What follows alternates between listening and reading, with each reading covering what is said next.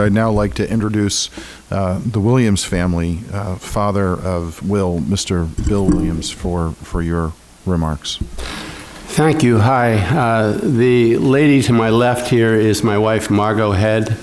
When you've been married for 39 years, on an issue like this, you learn to speak with one voice, so you'll hear from both of us. This is our 5th trip to Washington to speak on this topic. The very first time we came down, we spoke to a committee. Congressman Ryan was on that committee and was gracious enough to send us a handwritten note afterward. And you have no idea how much that meant to us, Congressman. Thank you very much. We've been here 5 times. If we have to come 500 more, we will.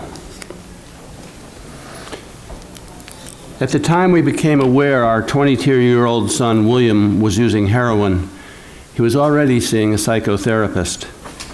Over the next 2 years, an addiction psychiatrist, outpatient treatment, treatment with Suboxone, inpatient detox, inpatient treatment, outpatient detox, treatment with Vivitrol, more outpatient treatment, another inpatient treatment, more outpatient treatment, a revolving door of well over a dozen trips to and from the emergency rooms of at least 4 different hospitals, an attempt to work with another addiction psychiatrist, Alcoholics Anonymous, Narcotics Anonymous, and a home life fraught with tension, despair, sometimes hopeful during intermittent periods of sobriety, and always filled with the apprehension of misfortune. In a lucid moment, aware that he didn't want to die, William went to the inpatient detox unit of Beth Israel Hospital in New York City and asked to be admitted. I am sure it never occurred to him that he would be refused help when he asked for it. Nonetheless, his insurer, Emblem Health, followed the advice of their utilization review provider, Value Options, whose functionaries are responsible for deciding the fate of our children, and determined his request was not medically necessary. This, despite a much documented history of polysubstance dependence, in William's case, heroin, benzodiazepines, called benzos, marijuana, and alcohol. 2 hours after that insurance denial, William overdosed in our neighborhood Starbucks. Transported to a nearby hospital, he was treated and released that same day, all without our knowledge. That gets me on HIPAA, but that's another story. 4 days later, when he should have been in an inpatient detoxification unit, William accidentally overdosed in our living room. I discovered him there and frantically called 911. As a result of his acute intoxication, his heart stopped beating for too long, despite extraordinary work by emergency personnel. 6 weeks of comatose and/or heavily medicated hospitalization followed.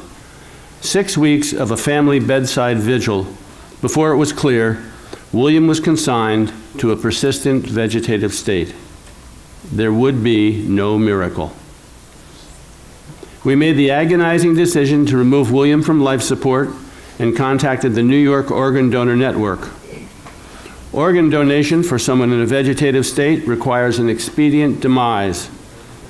William did not expire within the necessary 1-hour time frame, though his mother, sister, and I were with him in the operating room, singing to him, talking to him, and telling him he could let go.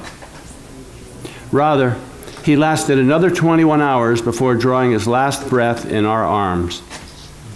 Determined that his death not be in vain, his mother, sister, and I made the gift of his body, an anatomical donation, to the College of Physicians and Surgeons at Columbia University.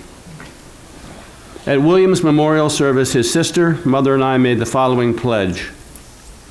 We promise to do everything in our power to educate and inform people about drug abuse and its prevention, to provide ever more enlightened treatment for addicts, to help make treatment options for addicts more readily available, and to remove the stain of shame surrounding this disease.